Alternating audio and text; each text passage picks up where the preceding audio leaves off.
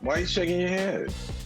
I just, there's just so much to say, man. First of all, it's good to see you. It's just It's good to always a see pleasure to you. see you. I mean, it's always a pleasure, but now this is Jim Trotter. Man, I just like there's so much to say to you, as you put in your feed, going from covering the news to being in the news, to being the subject of the news. It's something that they didn't talk about at Howard all that much. They probably talked about it briefly. The professors went over it briefly. Yeah, old school, they say, hey, you don't want to be the story, you cover the story, blah, blah, blah, and then they move on to something else. At Point Park University, back then it was Point Park College when I went, but now Point Park University, same thing. They didn't really tell you about principle.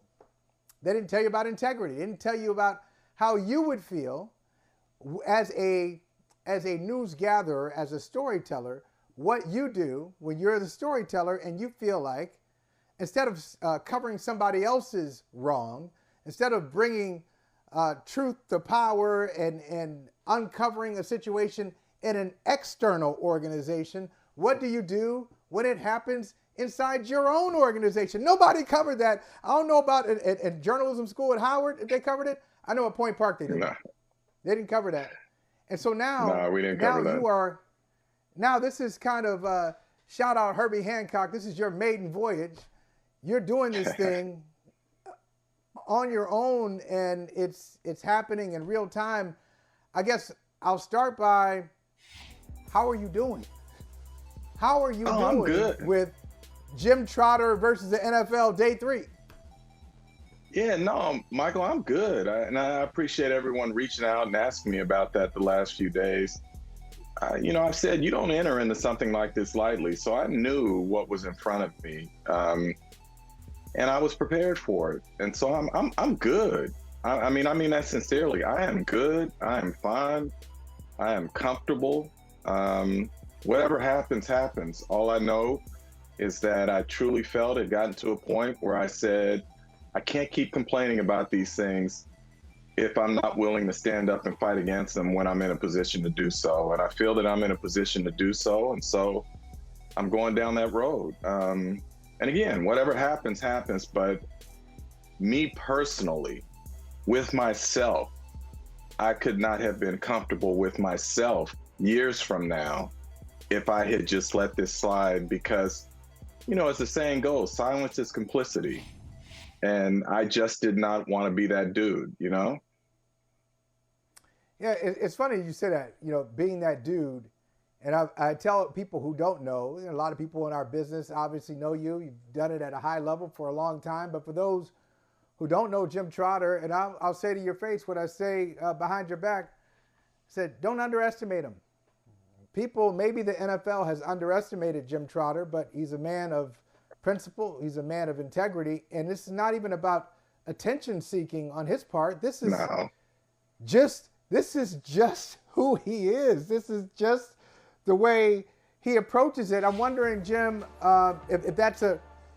if you think that's an appropriate characterization. And also, I'm going to do what I shouldn't do journalistically. I'm going to ask you two questions. One, is that an appropriate characterization? And then two, tell me about the people that you relied on before you decided to take this step. What was your advisory board? What was your board of trustees, so to speak, before you got to this point? Yeah, no, it's an accurate characterization, Michael. I'm not looking for attention, There have been many opportunities to do that over the course of my career. And I think people who know me know more than anything, I often shy away from the spotlight. I've never been completely comfortable in it. So this definitely isn't about attention. And the fact that I spent more than 2 years trying to work with the NFL or approaching the NFL internally to address this issue, and I couldn't get anywhere with it. I mean, literally 2+ years I had been coming to them about this issue. I'll tell you a story that, and the people in the room can verify it. Every summer, the NFL Media Group has a talent summit. And in that talent summit, they bring together all the folks from the media group, particularly the front-facing talent. and we have a day and a half of discussions about where the league is, where it is going, what we can expect for the upcoming season, all those sorts of things. And during the course of those 1.5 days, we have breakout sessions.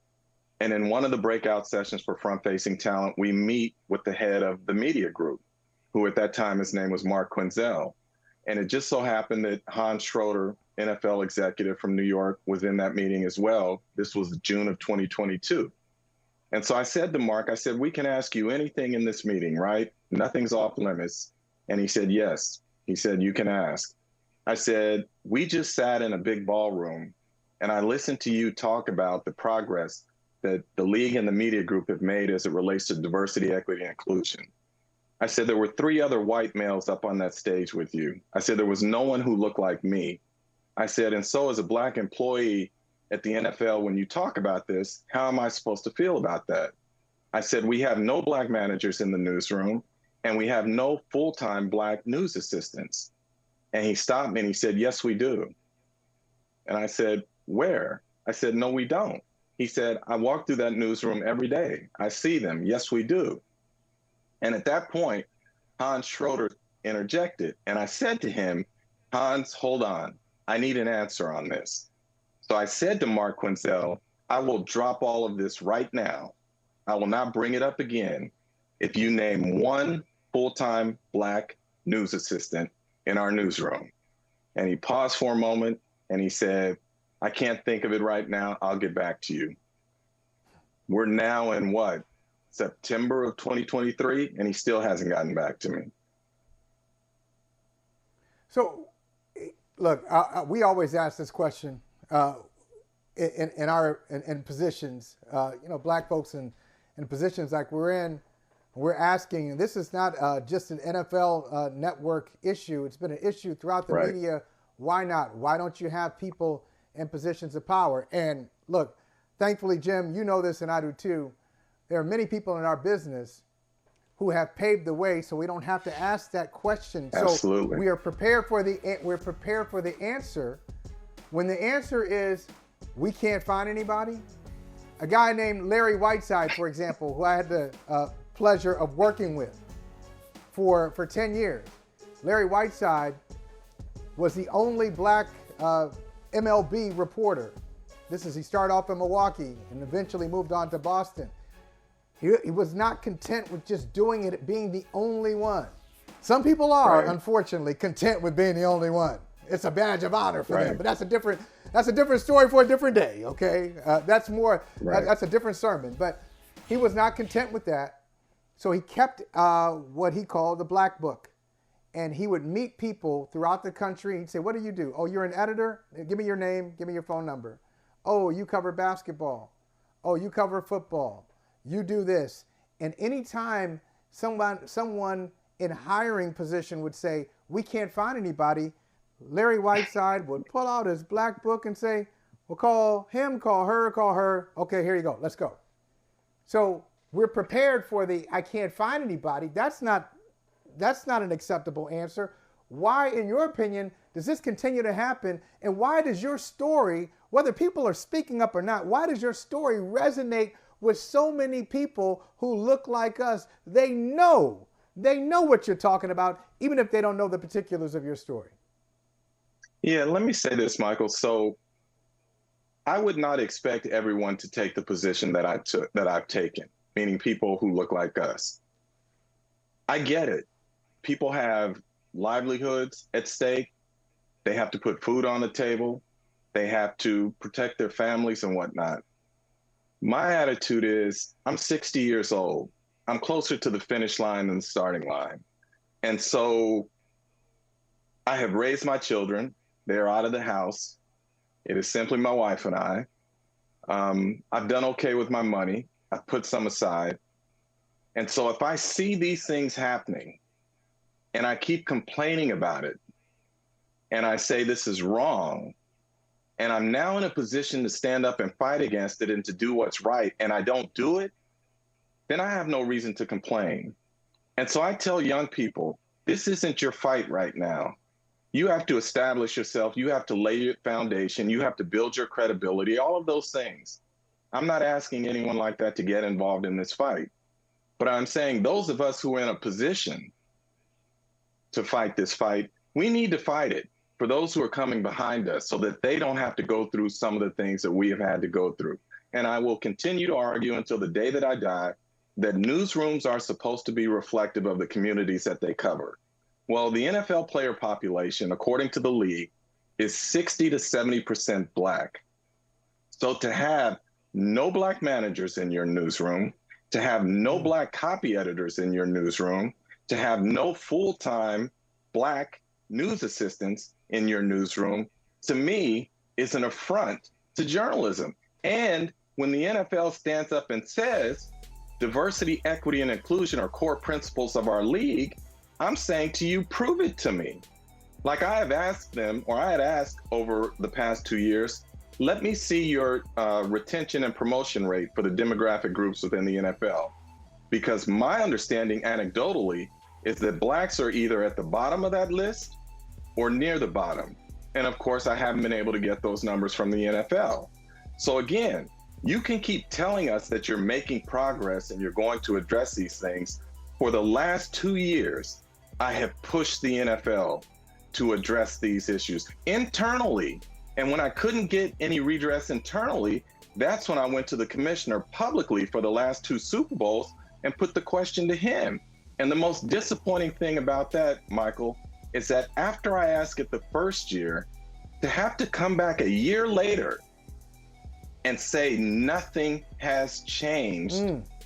How can I believe that you're committed to this then? You had a full year. And during that full year, how many people from the league office do you think reached out to me and said, you know what, let's have a conversation about this, how we can do better? Not one. How many? Not one. Not even a reach out of, hey, I'm going to reach out, let's put something on the books, and then nothing ever goes in the books? Not even the courtesy reach out? Nothing. And so that's what this is about. And so I know this is a discrimination suit. And within that discrimination suit, there is a retaliation angle. People say, well, your contract was up. How's that retaliation? In November, I knew that my contract was expiring in March. I knew that I had ruffled some feathers. I said to my agent, can you call and see what their plans are? Do they have any interest in renewing? And if not, time for us to start looking elsewhere. He calls the VP of talent there, Sandy Nunes, and he says, hey, just checking on what's going on. Jim's contract's going to expire in X number of months. And she says to him, we can see no reason we won't bring him back. Everybody loves Jim. Now, it may come with a pay trim because we're going to have budget cuts, but there's no reason to think that he won't be back. That was in November. Fast forward to the Super Bowl. I asked Roger Goodell that question. 3 weeks later, Sandy Nunes asked to meet with me at the scouting combine. And her question to me was, are you in alignment with the newsroom? And I said, of course not. I can't be in alignment with a newsroom that has no Black representation. And she says, that's what I thought. She goes, you know, it's really hard to fight corporate headwinds. Sometimes you got to compromise. And I said, Sandy, I've compromised here, here, and here. And I laid out 3 examples. And I said to her, I am not going to compromise my integrity. And then I specifically asked her, are you now telling me my contract is not going to be renewed? And she said, I don't know. It's being discussed. 3 weeks later, I was told it was not going to be renewed.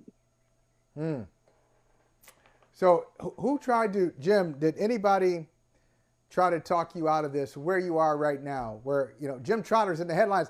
The other day, I told Natalie and Gary, I walk out of the studio in Boston and I look up and there, you know, just TVs all lined up, various channels, NBC, CNN. There's Jim Trotter on CNN. Jim Trotter's on CNN. What the hell is going on? Jim Trotter everywhere. New York Times, headlines.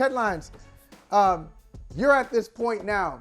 Who tried to, did anybody, I don't want to have a leading question, did anybody try to talk you out of and say, Jim, we don't want to do this. Come on, this is bad for you. Don't take it this far. Anybody? I don't think so. I think the only pause that I got from people was, have you thought about your career if you do this? And I said, my point is, yeah, I've thought about my career. But I've also thought about me as a person. You know, Michael, without getting too deep into this thing, part of the reason that I'm able to do this, and this is going to sound really hokey, and I don't want to get all, you know, emotional and stuff, but you know, my father passed away a few months ago. He knew what happened.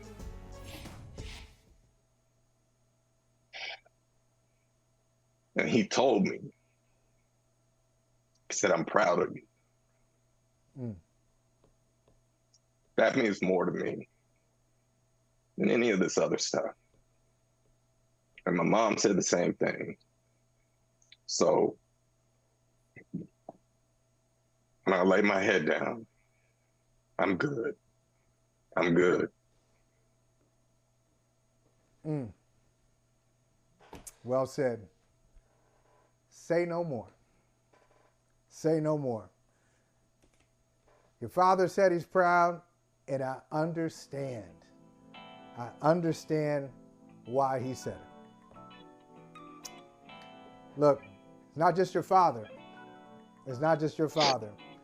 You are helping so many people, present company included. You've helped so many people, just whether you win or not, you've already won. Just the step that you've taken. Thank you.